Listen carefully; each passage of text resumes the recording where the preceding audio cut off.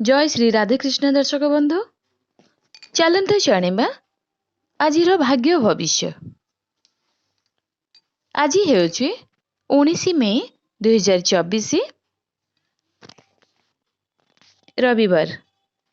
केउ राशि पई केमिति रहिबो आजिर दिन चलते जानिबा आजिर राशिफल। प्रथमे जानिबा मेष राशि। आज व्यवसाय दृष्टि आपण मानक पई दिनटी बहुत भल हेबा पई जाउछि। नूतन प्रयास रे सफल हेबे। घर को बंधु बांधवकर आगमन होई पारे। छात्र छात्री माने प्रतियोगितापूर्ण परीक्षा सफलता रे हासिल करिवे।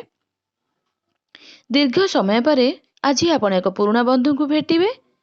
छोट लाभर सुजोग को हाथ रे जीवा को दियो नै नचेत समस्या उपजी पारे। वृष राशि। आज आपणक मानक पई दिनटी एते खास रहिबो नाही।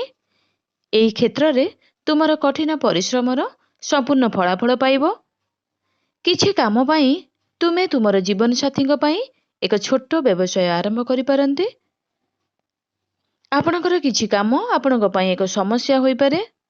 आपण काहाको ऋण देबा ठारू दूरेई रहिबा उचित नचेत सेई टंका फेरस्त करिवार संभावना बहुत कम अटे। मिथुन राशि। आज आपण मानक पई दिनटी मिश्रित हेबा पई जाउछि। आपण शॉपिंग पई निज साथी को नै परिबे एवं आज आपणकर व्यक्तित्वर उन्नति हेबो। कौनसी बाहर लोकों को गुरुत्वपूर्ण व्यवसाय सूचना प्रकाश करंतु नहीं। आज आपण किछि प्रभावशाली व्यक्ति को भेटिबे। परिवारर जने सदस्यक सहित तुमे किछि विषय रे युक्ति तर्क करि परिबो। तुमर जने बंधु तुमको किछि टंका संबंधी साहाय्य मागी पारंती। कर्कट राशि। धार्मिक कार्यक्रम रे अंशग्रहण करिबा पई आज दिनटी बहुत भल अछि। शीघ्र कोनोसी निष्पत्ति नियंतु नाही। आज परिवारर जने सदस्य एक भल चाकरी संबंधी सुजोग पाई पारंती। आज आपण एक नूतन घर किनि पारिबे जेउथिरे आपण निज पितामाता ठारू आशीर्वाद नेबा आवश्यक। आज आपण शासन एवं शक्ति मिलित भावे संपूर्ण लाभ पाई पारंती। सिंह राशि। आज आपण मानक पई सकारात्मक फलाफल आनिबो। कर्म क्षेत्र रे तुमर कठिन परिश्रम अनुसायी फलाफल पाइले तुमे खुशी हेबो। आर्थिक दृष्टिकोण रु आज मध्य एक दिनटी भल हेबो। व्यवसाय रे भल टंका पाई आपण खुशी हेबे। आपणकर किछि काम आज आपण मानक पई समस्या आनि पारे। कन्या राशि। तुमर समस्या रु मुक्ति पाइबा पई आज एक दिन हेबो। बेकार युवकों को रोजगार पंथा मिलिबो। एक नूतन गाड़ी किनिबार तुमर स्वप्न मध्य साकार हेबो। जदि आपण किछि काम पई चिंतित अछंती तेबे एहा कर्तृपक्षक सहाय्य रे चली जिवो। तुला राशि। स्वास्थ्य क्षेत्र रे अस्थिरता देखा देई पारे। केही जहा सुनिचंती ताहा पाइबा परे आपनको कोनोसी निष्पत्ति नेबाकू एडाइबाकू पड़िबो। पितांकर आखि संबंधी समस्या थाई पारे जहा आपनको असुविधा रे पकाइबो। जदि आपण पूर्वरु काहाकू ऋण देइथिले तेबे आपण एहाकू मध्य फेराई परिबे। पिला माने आपणकर आशा पूर्ण करिवे। जदि तुमे काहाकू कोनोसी काम न्यस्त करूछो एहा ठीक समय रे समाप्त हेबो। बिच्छा राशि। आज आपणक पई एक व्यस्त बहुल दिन हेबो। व्यस्त थिबारु आपण निज परिवार सदस्यंक आवश्यकता प्रति ध्यान देबाकू समर्थ हेबे नाही।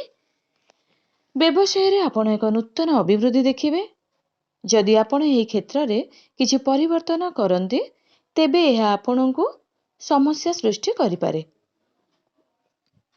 बुलिबा समय रे आपण किछि गुरुत्वपूर्ण सूचना पाइबे। मांकर स्वास्थ्य विषय रे आज सचेतन रुहंतु। धनु राशि। आज तुम पई कठिन परिश्रम करिवार दिन हेबो। तुमे तुमर पतिक सहित तुमर पिल्लांक कैरियर विषय रे कथा होई परिबो। एका संगरे अनेक कार्य ग्रहण करिबा हेतु तुमर चिंता बढ़िबो। तथापि तुमको ତୁମର ଗୁରୁତ୍ୱପୂର୍ଣ୍ଣ କାର୍ଯ୍ୟଗୁଡ଼ିକ ଠିକ୍ ସମୟରେ ସମାଧାନ କରିବା ପାଇଁ ପଡ଼ିବ। ଯଦି ଘରୋଇ ଜୀବନରେ କିଛି ସମସ୍ୟା ଚାଲିଛି, ତେବେ ଆଜି ଆପଣ ମଧ୍ୟ ଏଥିରୁ ମୁକ୍ତି ପାଇପାରିବେ। ଛାତ୍ରମାନଙ୍କୁ ସେମାନଙ୍କୁ ଶିକ୍ଷାରେ ସମ୍ମୁଖୀନ ହେଉଥିବା ସମସ୍ୟା ବିଷୟରେ ସେମାନଙ୍କ ବୟସ୍କମାନଙ୍କ ସହିତ କଥାବାର୍ତ୍ତା କରିବା ପାଇଁ ପଡ଼ିବ। ମକର ରାଶି, ଆଜି ଆପଣ ପରିବାରର ଛୋଟ ପିଲାମାନଙ୍କ ପାଇଁ ଏକ ଉପହାର ଆଣିବେ। ବ୍ୟବସାୟ କରୁଥିବା ଲୋକମାନେ ସେମାନଙ୍କର ଯୋଜନା ପ୍ରତି ସମ୍ପୂର୍ଣ୍ଣ ଧ୍ୟାନ ଦେବା ଉଚିତ, ନଚେତ୍ ସେମାନେ ଏକ ଭୁଲ କରିପାରନ୍ତି। ସରକାରୀ ଚାକିରି ପାଇଁ ପ୍ରସ୍ତୁତ ହେଉଥିବା ଲୋକମାନେ କିଛି ଭଲ ଖବର ଶୁଣିବାକୁ ପାଇବେ। ଚାକିରିରେ କାମ କରୁଥିବା ଲୋକମାନେ କିଛି ପୁରସ୍କାର ଆଜି ପାଇପାରନ୍ତି। କୁମ୍ଭ ରାଶି, କୌଣସି ବିତର୍କକୁ ଏଡ଼ାଇବା ପାଇଁ ଆଜି ଆପଣଙ୍କ ପାଇଁ ଏକ ଦିନ ହେବ। ଚାକିରି ଖୋଜୁଥିବା ଲୋକମାନେ ଆଜି କିଛି ଭଲ ଖବର ଶୁଣିବାକୁ ପାଇପାରିବେ। ତୁମେ ତୁମର ପିଲାମାନଙ୍କର ଭବିଷ୍ୟତ ପାଇଁ କିଛି ଯୋଜନା ପ୍ରସ୍ତୁତ କରିବ। ଆପଣ ଆପଣଙ୍କର ଯେକୌଣସି ସାଙ୍ଗମାନଙ୍କ ସହିତ ବିନିଯୋଗ ଯୋଜନା ବିଷୟରେ ଆଲୋଚନା କରିପାରିବେ। ତୁମ ପିଲାମାନଙ୍କ ସହିତ କିଛି ବିଷୟରେ ଯୁକ୍ତିତର୍କ ହୋଇପାରେ। ପିତାମାତାଙ୍କର ଆଶୀର୍ବାଦ ସହିତ ଏକ ନୂତନ ବ୍ୟବସାୟ ପାଇଁ ଆପଣ ଆଜି ପ୍ରସ୍ତୁତ ହୋଇପାରନ୍ତି। ମୀନ ରାଶି, ଆଜି ଆପଣଙ୍କ ପାଇଁ ଏକ ଅସୁବିଧାଜନକ ଦିନ ହେବ। ରାଜନୈତିକ କ୍ଷେତ୍ରରେ କାର୍ଯ୍ୟ କରୁଥିବା ବ୍ୟକ୍ତି ଆଜି ଏକ ବଡ଼ ପଦବୀ ପାଇପାରିବେ। ଯଦି ଆପଣ କାର୍ଯ୍ୟକ୍ଷେତ୍ରରେ ଦାୟିତ୍ୱପୂର୍ଣ୍ଣ ଭାବରେ କାର୍ଯ୍ୟ କରନ୍ତି, ତେବେ ଏହା ଆପଣଙ୍କ ପାଇଁ ଭଲ ହେବ ଏବଂ ଆପଣଙ୍କର କଠିନ ପରିଶ୍ରମର ଫଳ ଦେବ। ଯଦି ତୁମର ଇଚ୍ଛା ପୂରଣ ହୁଏ, ତେବେ ତୁମେ ଖୁସି ହେବ। ଶିକ୍ଷାରେ ସେମାନେ ସମ୍ମୁଖୀନ ହେଉଥିବା ସମସ୍ୟା ପାଇଁ ଛାତ୍ରମାନଙ୍କୁ ସେମାନଙ୍କର ଶିକ୍ଷକମାନଙ୍କ ସହିତ କଥାବାର୍ତ୍ତା କରିବା ପାଇଁ ପଡ଼ିବ। ତୁମେ ତୁମର ପୁରୁଣା ଭୁଲ ଉନ୍ମୋଚିତ କରିପାର।